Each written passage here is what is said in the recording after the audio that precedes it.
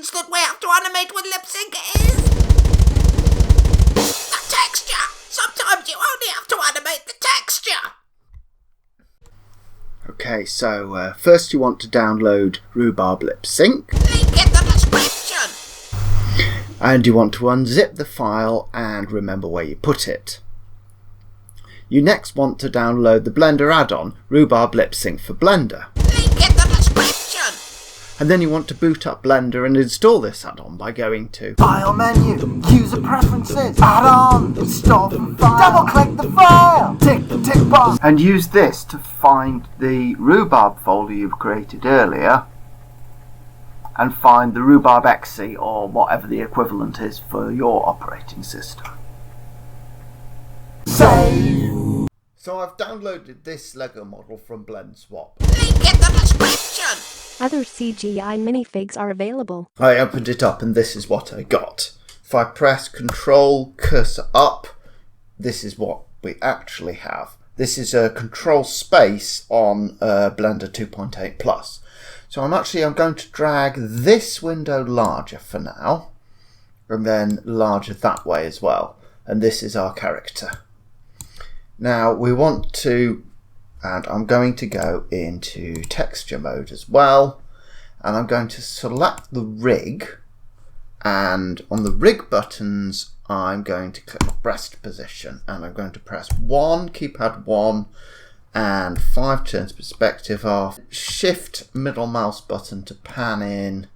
I'm going to delete these lights because they're not something I actually need for this. I'm going to be using a HDRI to light it.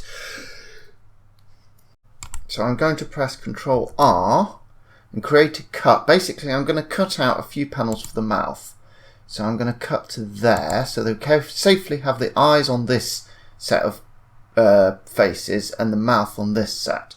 If when you move this up and down it stretches the face, then have a look down here and you'll find a correct UV tick box that you have to tick, and then it's probably a case of undo and do it again. Anyway, so now I'm going to select faces and select that one and that one, the two for the mouth, and P selection. So now the faces are a separate object. And so, fortunately, I mean, this is strange because on that mode you can kind of see the edge of one thing and the beginning of the other. However, if we go to rendered mode, yeah, you can still kind of make out a joint. Unfortunately, this method for animating the texture, I have to animate the texture for the entire object. So I suppose what we could do is we could make a whole... Well, this is, I guess, what you would do in stop motion if you were, is you'd have a whole selection of replacement heads.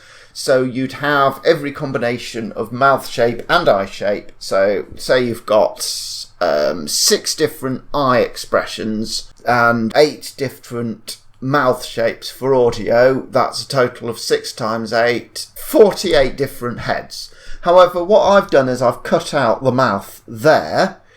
So I'm only animating the mouth, and you can just about see the join, but only just about. It could quite easily be like, if you actually played with Lego as a kid as I did, most of them got like tooth marks and stuff on them where you used your teeth to get the pieces apart. Let's go back to texture mode, and we've got the mouth object selected, and this is the node tree, which I'm just going to press Control Cursor up or Control Space if you're on 2.8. Oh, and we want material nodes, not compositing nodes. So, and actually, you know what? I would prefer to have a Fresnel. So this is like a classic mix that we all did before the Principled shader came out, of a diffuse and a glossy and a mix shader and a Fresnel going between the two of them. This is like your bog standard material settings we would use for everything, and then Principled came out and basically did this with more options in it, but I think this is actually slightly faster than Principled, plus it's already set up, so I'm going to do that, and I'm going to do it with the hat as well. Get a Fresnel in there, And for the mouth, we need a new texture, a new material called mouth. Seems the most obvious name. And this one, I'm just going to press cross there and then open. And I've thoughtfully put together a selection of mouths. Link in the description. Ready to use. And now it's blank. The next thing we need to do is on this mouth object here, we want to add a UV project. Actually, I'm going to select, that's the head.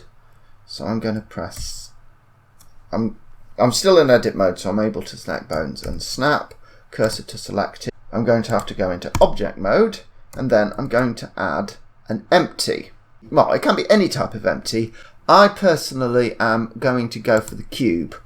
Select this. I'm still selecting this. I'm now going to shift right click, select the armature, pose mode, and control P, parent object bone. So now if we go pose position, yes, this cube is now moving with the head bone, which is what we want.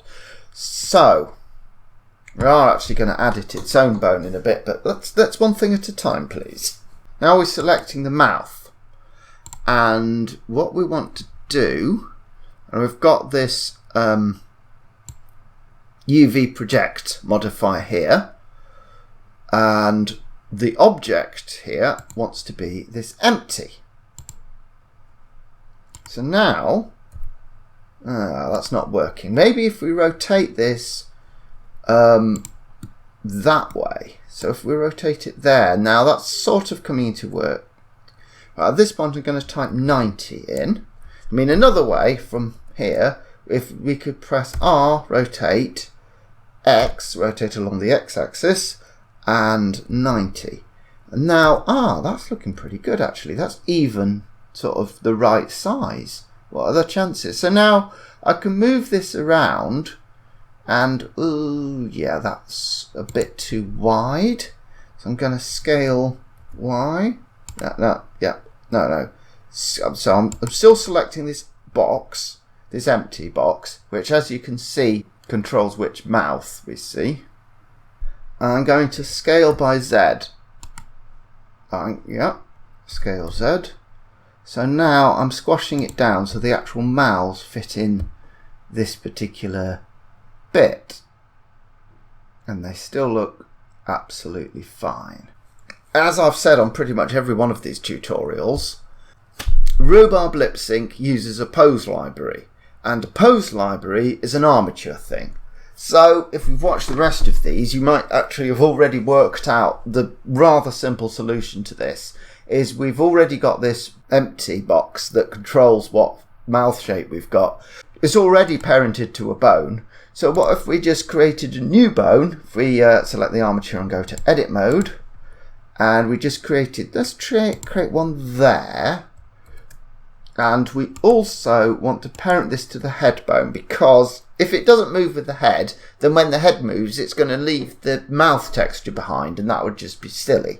So with this bone, and so we click on this bone, and then shift click on this bone, and then control P to parent. We don't want it connected, we want to keep offset. And now if we go to pose mode, we can now we can go to pose position, and this one. Now the last thing we need to do is we need to select the box and then shift right click this bone, control P to parent to bone. And now if we select this to local, we're now able to move this and select all the different mouths. We want to be able to move it through local Y and which is the green arrow. It's the green arrow if we've set that to local, and local X, which is the X arrow. I mean, if you're doing it in global mode, it actually kind of works. I don't know, it's more appealing. For me, it seems to work better if the mouth texture moves parallel to the head rather than to global position, even though it probably doesn't make any actual difference. So we'll start with, where is it? So we'll start with the that one. And we now need to set up our pose library, which is here. And we want to do this. Normally I've been very careful to say we need to select all the bones as we create the pose library, but on this one it actually goes the opposite way. We only want to select this one here. All these other bones, they're going to be animated separately.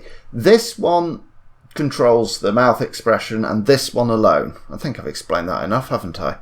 So new, so pose lib, add new, and I'm going to, so this one is called that because those are the sounds that it's for. So the next one is a slightly open one called etc. This one is used for actually that one should be etc, shouldn't it? So I can now press plus again and I can go replace existing etc. Perfect. That one, however, is I can't even remember. Let's there we go, is E, an S sound. So this one is called E.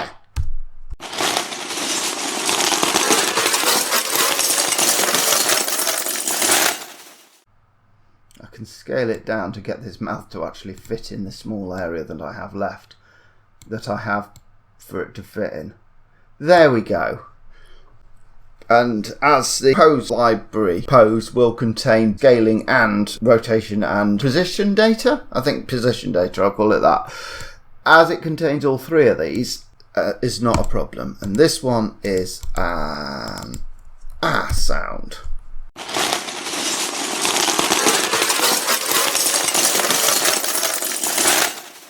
Now we can roll down here and put them all in the correct, set all these drop downs to the correct thingy.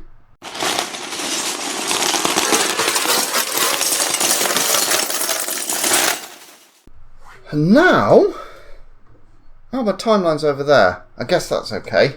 Now I'm going to, but what I'm going to do is I'm going to drag that one up there, which is fine. I'm going to drag this down here. Drag that a little way, swap that to a timeline, drag that a little way, swap that to a video sequence editor. I'm not actually going to edit video, I'm just going to insert sound. Oh, and this is currently set to start at frame 0 and end on frame 0. I'm going to, for the time being, I'm going to set that to end at frame 250, which, well, I actually work at 25 frames a second. If you choose to work at another frame rate, that's fine, but I would encourage you to pick a frame rate and stick to it, because otherwise you'll be like importing one video and into something and all the others will be out of sync with it. Whew, I think you'll get the general idea. And I can, on the video sequence editor, note that I'm clicked on that one, so I'm just seeing the strips. That one, that space would be for the video as well. We're on that one. I'm going to use Shift A, add a sound.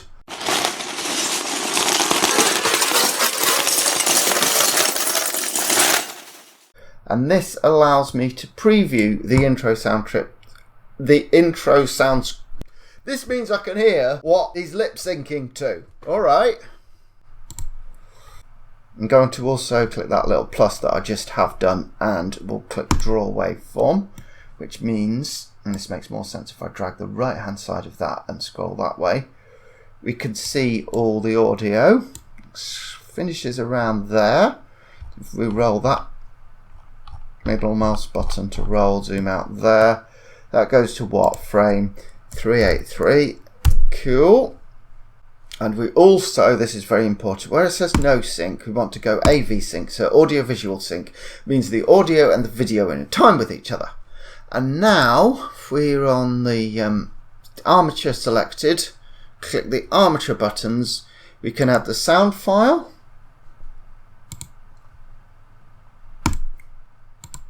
And if we have one, we can add a dialogue file, which is basically a text file with the dialogue script in it. And what does frame, if we right click here, we can see that starts on frame 0, and this starts on frame 0, and we can run Rhubarb Lipsync by clicking this, and we wait a moment. It looks like it's not doing anything, but that's actually a good sign. If it does come up with an error message, it would have done it by now. There we go. Except that now, well, this is happening. We can fix this.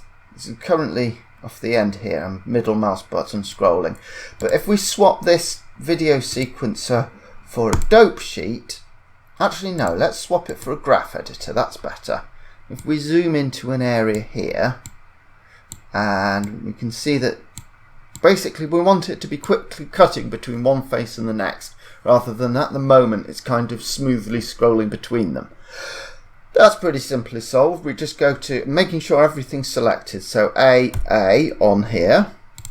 We go to channel key. Interpolation mode. This is how it interpolates between one keyframe and the next. Normally it will smoothly move between them, but on this one, well, on the mouse definitely, but possibly on the person themselves. So to get that like really stop motion feel, we want to set interpolation mode to constant. And now it's cutting between mouths in a way that we would have hoped for. Thank you. And so this tutorial series ends much as it began. The episode's about 5 minutes longer than I expected it to be, and I just don't really seem to have the same energy on the middle part as the beginning. But never mind, it works. Rhubarb has been taught in all its incarnations. Like, comment and subscribe, basically. There's always more tutorials to make.